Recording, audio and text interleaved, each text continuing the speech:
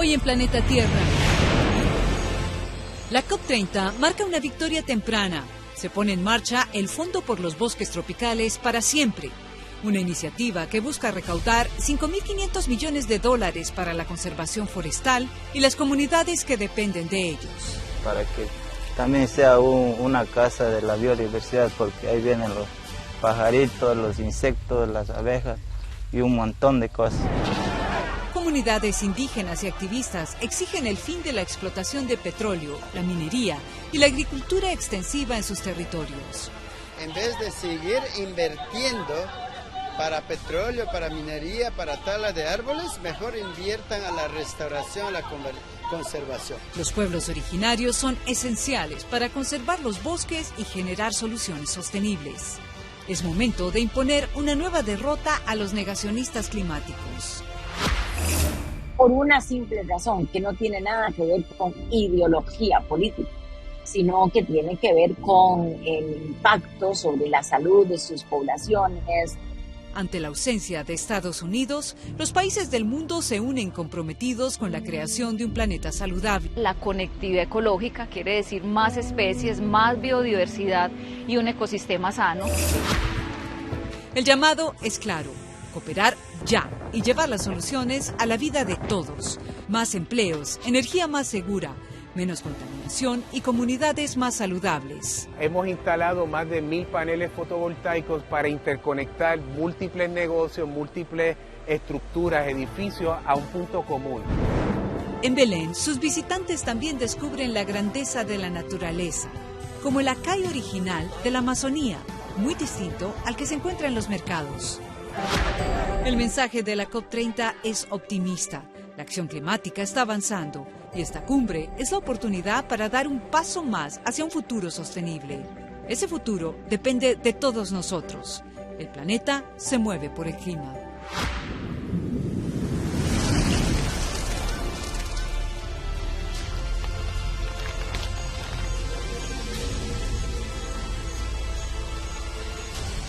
Hola, ¿qué tal? Me da mucho gusto saludarlos. Bienvenidos a Ahora Planeta Tierra, en una edición especial justo cuando esta semana inició la conferencia climática más importante del año, la COP30 en Belén, Brasil.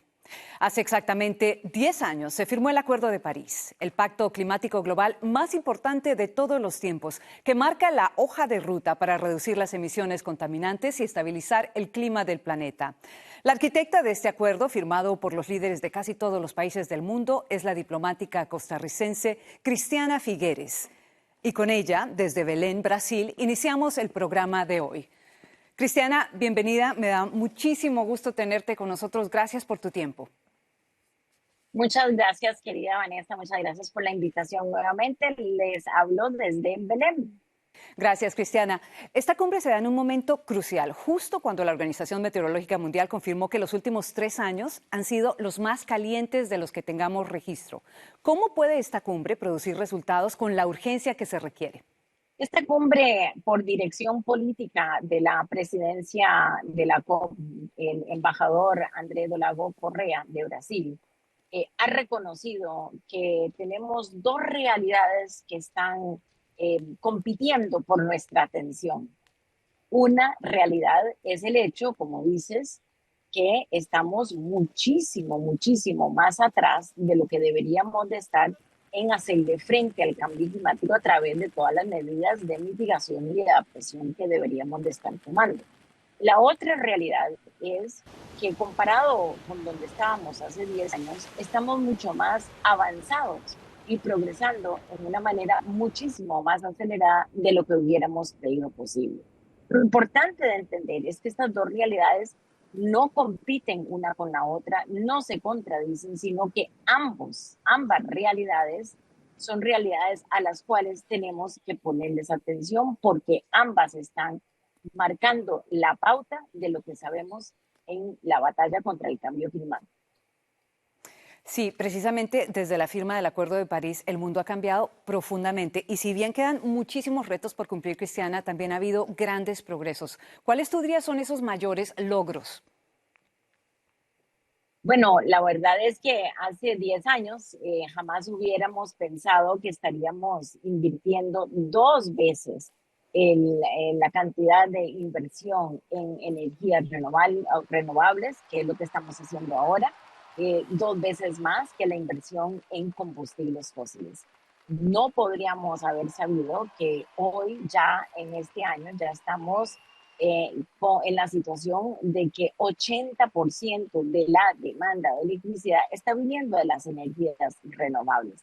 Tampoco nos podríamos haber imaginado que hoy ya tendríamos uno en cada 5 vehículos que entran al mercado son vehículos eléctricos. O sea, tenemos muchos puntos de confirmación de que estamos en una revolución que se podría llamar la revolución electrotécnica, que es una combinación de la inversión que hemos hecho en las tecnologías casadas con la electrificación y sinceramente también con inteligencia artificial, lo cual todo eso junto significa que tenemos posibilidad, aunque no ninguna garantía, de que los avances que se han visto en los próximos 10 años sean más bien humildes comparado con los avances que vamos a tener en los próximos 5 y por supuesto 10 años.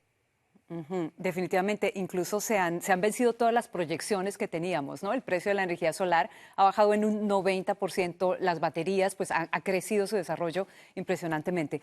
Todos los países siguen comprometidos con el Acuerdo de París, Cristiana, excepto uno, y es Estados Unidos, que como sabemos saldrá en enero oficialmente del acuerdo.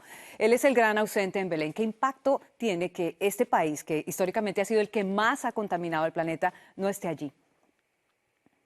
Pues la verdad es, y me da pena decirlo, pero que el impacto es relativamente insignificante. ¿Por qué? Porque 196 países que aprobaron, firmaron y ratificaron el Acuerdo de París, menos uno, deja a todo el resto del mundo, a 195 países que todavía están comprometidos con la descarbonización por una simple razón, que no tiene nada que ver con ideología política, sino que tiene que ver con eficiencia, con el impacto sobre la salud de sus poblaciones, con el impacto sobre la calidad de vida, por supuesto, pero también de los alimentos, de la agricultura. O sea, ya hemos llegado a entender que hacerle frente al cambio climático no es algo por salvar el planeta, no es algo que hacemos por caridad global, ni siquiera por caridad para los más vulnerables. Por supuesto que hay una ética, hay una base ética en lo que estamos haciendo, pero al mismo tiempo los beneficios directos para las poblaciones de todos los países de pasar a tecnologías limpias versus las tecnologías de polución son incontables y ya los países se han dado cuenta de eso. Y es que el crecimiento de las energías renovables ha sido exponencial. Por primera vez, la energía solar y eólica superan al carbón como principal fuente de electricidad en el mundo, según un reciente estudio de Ember Climate basado en datos de 88 países que representan la mayor parte del consumo eléctrico global. Las energías limpias, solar, eólica, hidroeléctrica, bioenergía y geotérmica ya generan más electricidad que los combustibles fósiles, mientras que la producción de carbón cayó ligeramente. La combinación de menores costos, políticas de incentivo y la urgencia climática están impulsando este cambio histórico. Pero el reto ahora es acelerar la transición en los países en desarrollo donde la demanda energética sigue aumentando. Expertos advierten que el financiamiento verde y la cooperación internacional serán claves para lograr un sistema energético justo, limpio y accesible para todos. Sí, definitivamente es una decisión económica en este momento. Algunos incluso ven la ausencia de Estados Unidos en esta cumbre como algo positivo, ya que sabemos que su presencia en las últimas negociaciones climáticas, pues básicamente estaba siendo al contrario, o sea, no estaba beneficiando, no estaba permitiendo los avances, por ejemplo, en el Tratado Marítimo Internacional. ¿Cuál es tu visión sobre eso? Así es, no, así es, y por supuesto que el país que se alegra más es China, porque China ha estado compitiendo con Estados Unidos por el mercado de las tecnologías limpias. Y ahora con este retiro de Estados Unidos, aunque muchos estados en Estados Unidos, muchas ciudades y corporaciones siguen su paso de descarbonización, pero sin el apoyo federal. Entonces, China, por supuesto que está fascinada de que ahora tienen cancha abierta para entrar y poder tener una gran parte del mercado, especialmente en los países del desarrollo. Ellos pueden capturar el mercado de las tecnologías limpias que los países del desarrollo buscan esas tecnologías para poder generar electricidad con sus propios recursos domésticos, que es muy distinto a tener siempre que estar importando combustibles fósiles como el recurso para la energía, y esos combustibles fósiles vienen de países volátiles, impredecibles. Incluso a esa lista de países impredecibles ahora se suma Estados Unidos, trágicamente. Durante los primeros 6 meses del año, China añadió más capacidad solar y eólica que el resto del mundo combinado. Al mismo tiempo, su generación con combustibles fósiles cayó un 2% según el estudio de Ember Climate. India también marcó un crecimiento récord en energías limpias, reduciendo sus emisiones. En contraste, Estados Unidos y la Unión Europea enfrentan retrocesos. La baja producción eólica y el aumento en la demanda elevaron el uso del carbón y el gas. China sigue siendo el mayor inversor mundial en energía limpia, con más de $625.000 millones en el 2024. Sin embargo, su rápido avance también genera desafíos.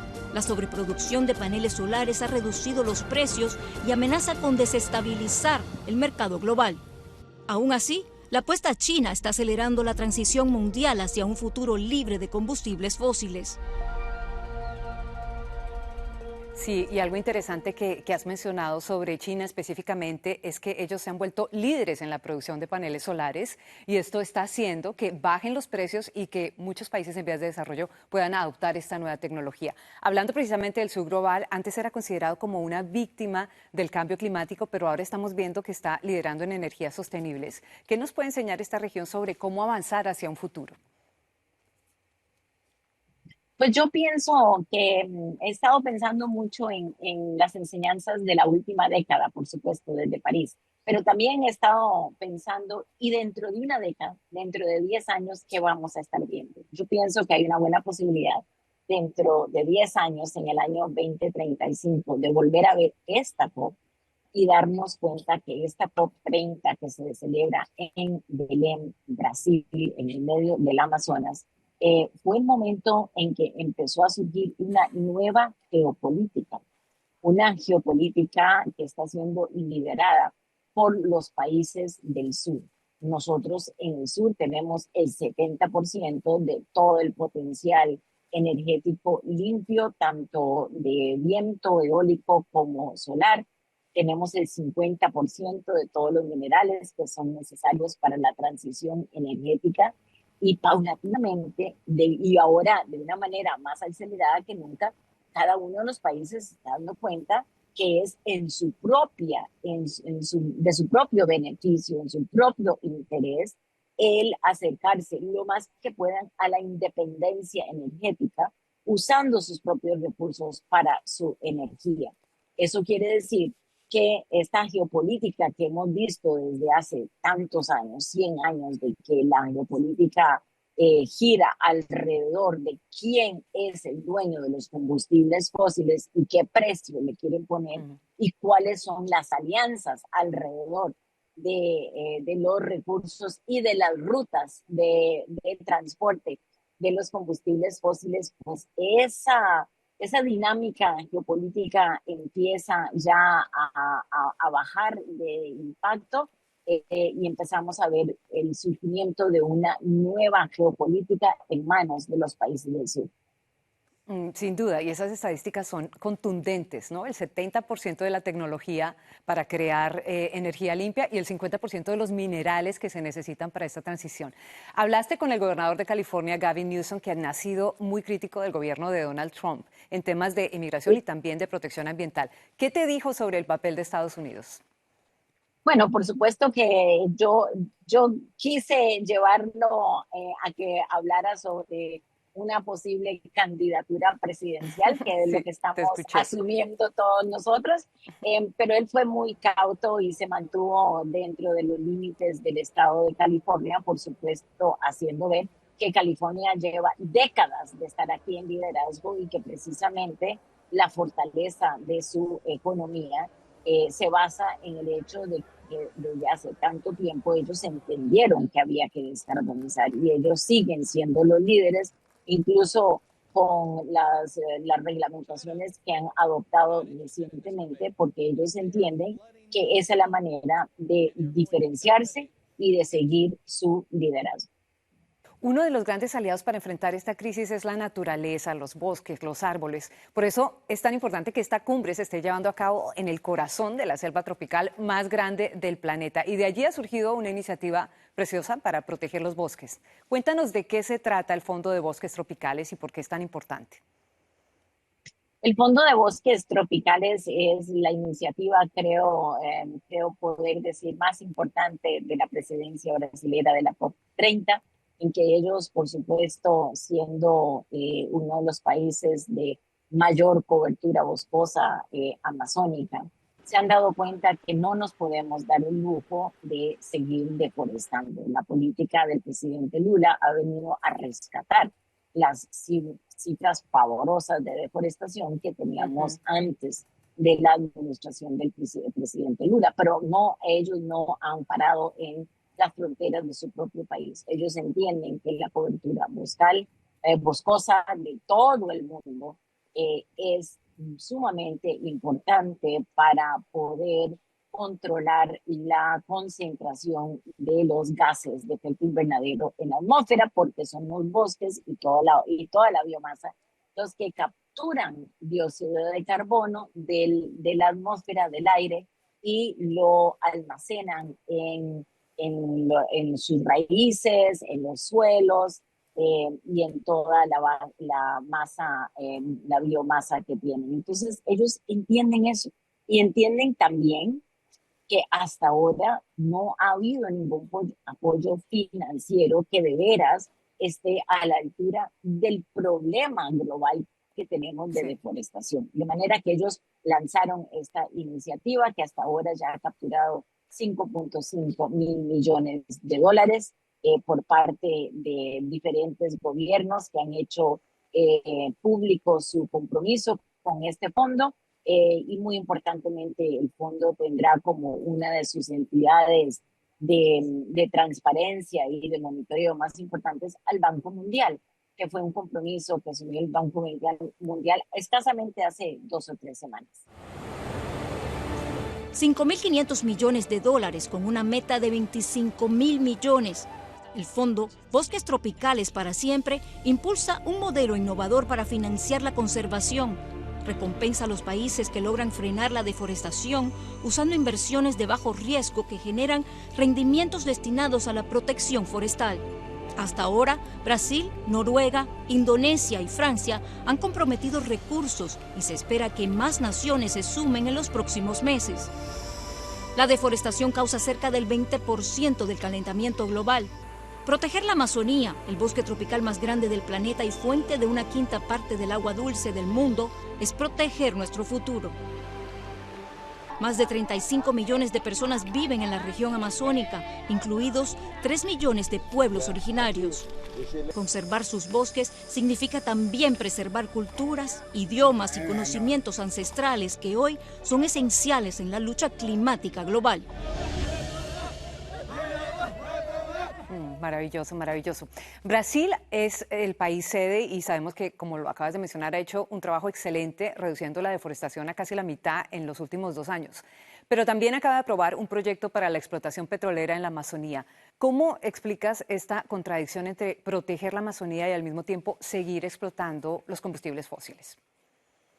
Pues esa pregunta es la que se le hace siempre al presidente Lula, quien está a cargo de un gobierno de alianzas políticas, en donde él tiene en su gabinete representantes de varios partidos políticos, desde la derecha hasta la izquierda y en el centro. Y por lo tanto, como él busca ser reelecto el año entrante, él tiene que mantener ese balance político, él tiene que poder dirigir esa alianza política que formó para su primer gobierno. En el discurso que dio el presidente Lula acá en la apertura, la manera en que él explicó eso que estás preguntando, Vanessa, él dijo, nosotros queremos exportar los combustibles fósiles y usar precisamente el ingreso de esa exportación para invertirlo en combustibles limpios, en energía renovable. Yo personalmente le pongo un signo de pregunta a eso porque creo que aquellos que buscan explotar combustibles fósiles en el año 2025 no van a poder salir al mercado antes de unos 5, 6, 7 años desde ahora, y yo de veras cuestiono cuánto mercado va a haber internacional para combustibles fósiles dentro de unos 5 o 10 años. Por supuesto, por supuesto. Y también especialmente hablando desde el punto de vista de la ciencia, cuando sabemos que cada grado tiene un impacto inmenso en nuestros ecosistemas, en el balance del clima planetario, entonces realmente es un argumento un poco contrario, ¿no? Difícil de entender la posición del presidente Lula. Es muy contrario, y la ministra Marina Silva, que está en el gabinete y que siempre se ha distinguido por ser, yo diría, la brújula ética del gabinete y del gobierno de Brasil, hace exactamente ese punto, ¿no? Ella dice, bueno, nosotros ya no podemos, simplemente nosotros acá tenemos que ser el ejemplo mundial de que si bien hay recursos petroleros debajo de en nuestras aguas o en nuestro territorio, esos recursos tienen que dejarse ahí y tenemos que poder usar los recursos que están encima de la superficie, no los que están por debajo de la superficie. Nos vamos a una pausa, pero al regresar más de esta entrevista con Cristiana Figueres.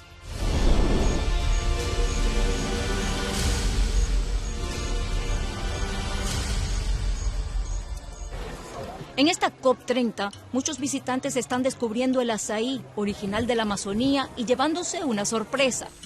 Aquí no viene congelado, ni dulce, ni con frutas o granola. El azaí tradicional se come sin azúcar, a temperatura ambiente y como plato principal, tal como lo preparan los pueblos indígenas desde hace siglos. Los productores esperan que esta experiencia ayude a valorar un fruto del que dependen muchas comunidades y que hoy enfrenta presiones ambientales y comerciales. Quería terminar con algo que me encantó. Te escuché esta semana haciendo una analogía de cuando tú llegaste a Belén, al centro donde se está llevando a cabo la Cumbre del Clima, y decías que estaba un poquito en construcción, ¿no? Y que no se veía cómo iba a quedar este centro. Quiero que nos cuentes un poco esto porque es importante que la gente entienda que estamos en esta transformación, que nos estamos moviendo, que nuestra economía se está yendo hacia una economía sostenible de energías limpias, pero muchas veces no lo vemos, ¿no? Y muchas veces como que no logramos aterrizar cuál es el impacto para nuestras familias, para nuestras comunidades y por qué es tan importante. Cuéntanos un poco pues, tus reflexiones sobre tu llegada a Belén.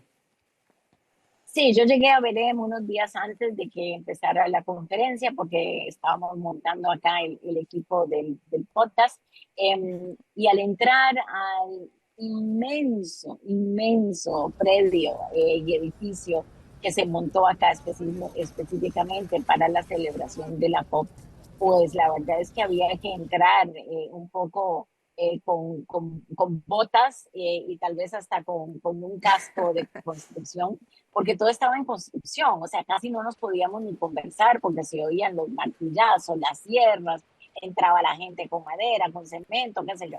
Y me llamó mucho la atención, por supuesto que lograron terminar de construir todo a tiempo, pero esa experiencia de entrar en una área que está bajo visible construcción, con mucha intención de terminar a tiempo, me pareció una linda analogía de lo que estamos experimentando en el mundo entero.